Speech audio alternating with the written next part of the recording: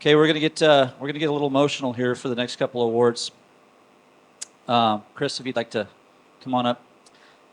The Deacon Palmer Award bestows special recognition of the PGA professional who personally displays outstanding integrity, character, and leadership in the effort of overcoming a major obstacle in life.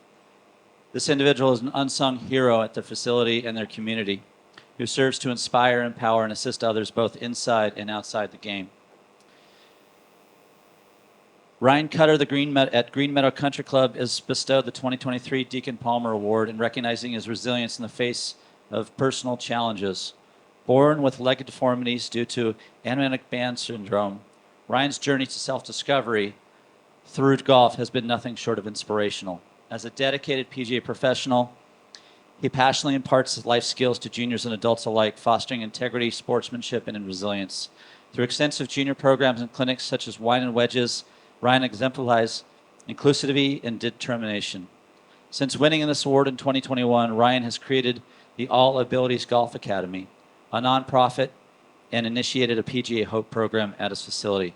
Ladies and gentlemen, it is my pleasure to welcome the PGA Deacon Palmer Award for 2023, Ryan Cutter.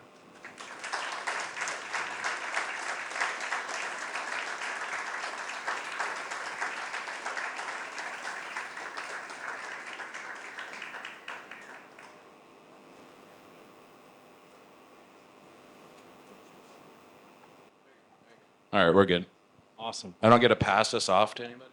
No, Just me? just you. All right. Just you. This is pretty fun for me. Um, I find you to be an inspiration, and I'm not alone.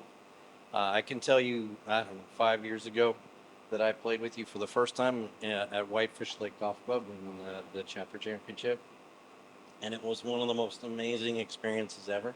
I didn't know you at all, and since then we have become great friends, and I've seen amazing things happen to you. So tell us your why, and tell us how you've used it. Yeah, life is all about perspective. So my perspective is that any PGA professional in this room could win this award because how you overcome obstacles is perceived by yourself. So for me, dealing with this visible disability to others is perceived as something that's overcome a lot. I've lived my whole life this way. So I don't know any different. And I feel like to get to where I was today, obviously, was a lot of work. But there was a lot of passion and drive into me to instill this into others and to be able to share the game of golf with others and to be able to make sure that people aren't looking at themselves like an outsider, but like they feel inclusive. So there's been a long journey and a lot of different ups and downs in my life that brought me to this point. But that's the why. That's why I do what I do. Fantastic. You use it to inspire other people, and no one would know the way you make fun of yourself. That's one of the most amazing parts of who you are. And I find that to be inspirational, and you make things a lot of fun in your world, in your life, right? Where'd the inspiration come from? I think my family, obviously, bringing me up, got me involved in sports early. Soccer wasn't very fun for me. Running. Baseball had a little bit of running. Basketball, there was running. Swimming, I couldn't really kick really well. Trying to think. Golf. My family was super competitive. I got good at golf. So that was where my inspiration came from. I don't know. Like I said, life's all about perspective earlier.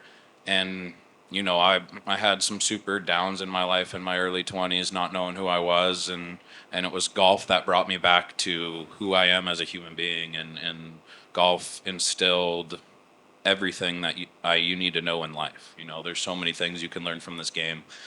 And so I honestly don't know how to answer that question properly. you know, I just feel like I just kind of have gotten lucky to be where I am today, I guess. Fantastic. What's your greatest accomplishment? Having someone marry me and letting them have a kid with me too.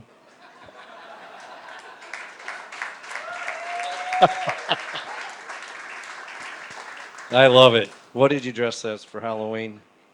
My wife was Forrest Gump. My daughter is 8 months old, and she was a shrimp from Bubblegum Shrimp Company, and I was Lieutenant Dan. Hi. I love you, dude. That is, that is the best. Um, the Western Montana chapter is a pretty tight group. Yeah, a lot of great golf professionals and a lot of great friends.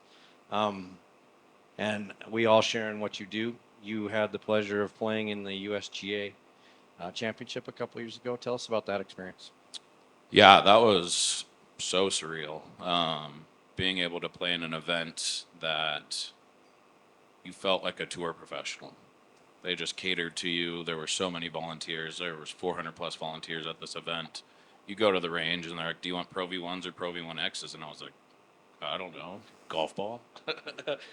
But it was so surreal, especially being at Pinehurst. There's a lot of history there, and just walking through the halls and seeing all these different signatures and of all these different greats of the game.